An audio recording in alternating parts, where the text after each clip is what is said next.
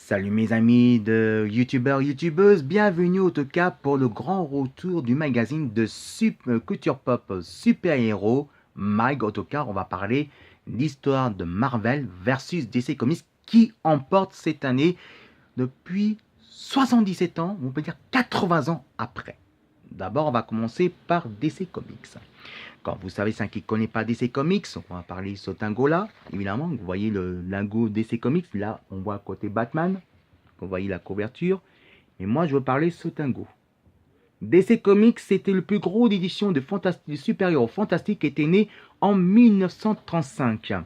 En 1935, c'était le commencement de DC Comics qui commence à connaître depuis la naissance de Superman et de Batman, Wonder Woman, Green Lantern et bien sûr, évidemment, The Flash.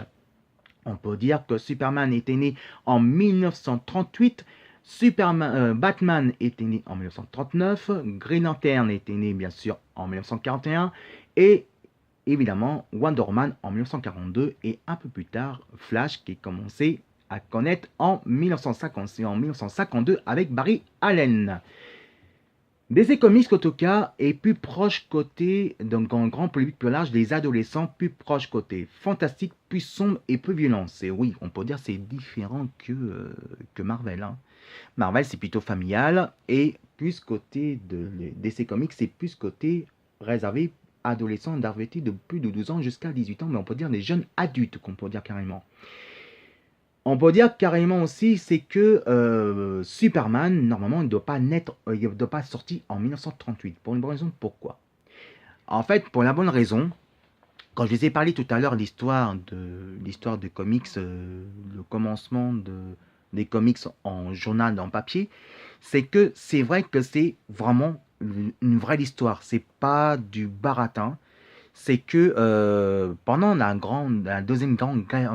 pendant la deuxième guerre mondiale, la grande froide mondiale, deuxième mondiale de 39-1945, c'est que la couverture de Superman hésitait vraiment.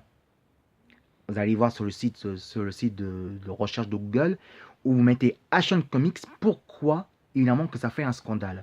Pour une bonne raison, c'est que en 1936, normalement, Superman doit sortir pour évidemment, parce que la grande menace des nazis de la guerre froide de 39-45, c'est le plus sombre de la guerre qui a duré aussi longtemps qu'on peut dire carrément en 1938.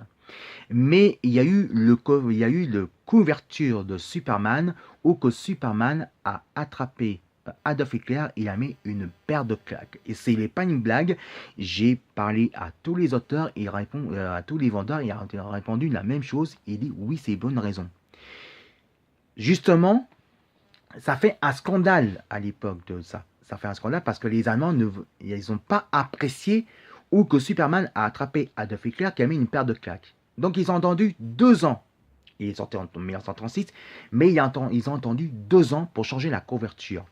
Au lieu de mettre Superman publié au kiosque et bien sûr partout dans le monde, au lieu que ce soit publié où Superman attrape Adolf Hitler qui a mis une paire de claques, ils ont mis 2 ans pour faire une nouvelle couverture et republier que ce soit moins choquant.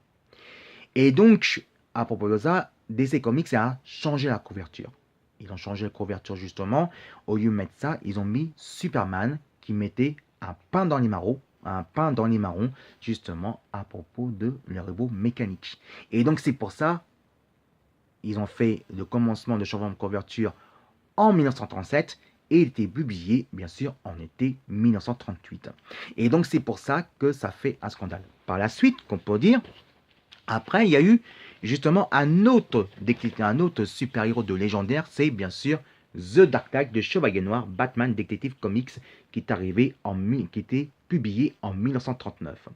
Par la suite, il y avait aussi Green Lantern avec Ad Jordan qui était sorti et qui était publié en 1941 et bien sûr Wonder Woman vers 1942. Et Barry Allen qui est arrivé un peu plus tard, qui était publié en 1952, qu'ils ont créé justement le premier Justice League of America et bien sûr avec un peu plus tard une nouvelle aventure de 52 de New 52 Justice League. On peut dire qu'aussi au milieu des années 70, début, on va dire dans les années 80, il y a eu aussi Teen Titans avec Robin, avec Cyborg, avec Raven, Starfire, Charjolin, et bien sûr, évidemment, Robin, évidemment, aussi c'est bien sûr Wonder Girl, Superboy, et tas d'autres encore qu'on peut dire, et bien sûr que là, on peut dire le Teen Titans affronte contre Deathstroke. On peut dire DC Comics c'était assez pointu, on peut dire carrément. Et c'est vrai que DC Comics, en tout cas, c'était plus proche, qui sont plus sombres, plus recherchés, et qu'on parle osé, qu'on parle de différents de l'humanité, c'est qu'elle parle du super pouvoir, et c'est qu'elle parle du super pouvoir. Qui a des super pouvoirs et non qui n'en a pas. En fait, on peut dire que on peut dire oui, c'est raciste ce que tu racontes. Non, parce que c'est, oui, on peut dire c'est raciste, mais il faut apprendre que aussi en tant que fan de super-héros, il faut apprendre l'histoire. Pourquoi Batman n'a pas le super pouvoir et pourquoi les autres ont du super pouvoir. En fait, c'est quand vous regardez Star Trek par exemple. Star Trek, ça parle beaucoup de l'humanité. On parle de côté de politique entre les races, entre les humains, l'humanité et les aliens extraterrestres. Là, c'est pareil côté DC Comics. Ils ont fait le jugement, ils ont créé des super-héros qui ont des super-pouvoirs et l'humain qui n'a pas de super-pouvoir, qui n'a pas de super-pouvoir, qui va rejoindre dans Justice League. En fait, on peut dire que c'est raciste, mais c'était évolué justement. C'est marqué dans l'histoire, qu'on peut dire dans les comics.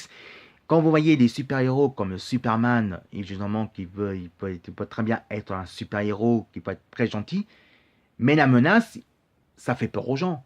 Et comment ça fait que lui, qui a des super-pouvoirs tout puissants, qui est beaucoup plus fort que nous, et que nous, on est juste un humain. C'est par exemple, comme autre part que je vais parler dans la deuxième partie avec les X-Men, ça fait peur aux gens. Les gens sont curieux. Pourquoi les gens sont différents? En fait, qu'ils ont fait DC Comics et Marvel, ils ont fait justement dans l'histoire qui s'est passée avec la Deuxième Guerre mondiale, en fait, que les nazis sont les supérieurs, et quand on est des différents, qu'on est les personnes différentes, que ce soit noirs, handicapés, que ce soit même martiens, que ce soit les maghrébins, que ce soit n'importe quoi, et ben, dans eux, on est des impurs. Et donc, ils ont transféré des DC Comics, mais en fiction, en imaginaire. Mais en imaginaire qui va apprendre aussi, pour nous apprendre la vraie émotion, la vraie culture de l'histoire de l'humanité. Mais en fiction. Voilà. Si vous aimez ma première partie de côté de DC Comics, évidemment, comme vous voyez, excusez-moi, DC Comics, et ben vous regardez bien sûr de YouTube Video Magazine et vous regardez bien sûr Culture Pop Super Héros Mag. Allez, dans la deuxième partie, il y a un qui va faire un petit ravi, on va parler de nos petits Marvel avec les petits Avengers. Donc, on va y faire un commentaire et on se retrouve à tout de suite, mes amis. Vive les super-héros!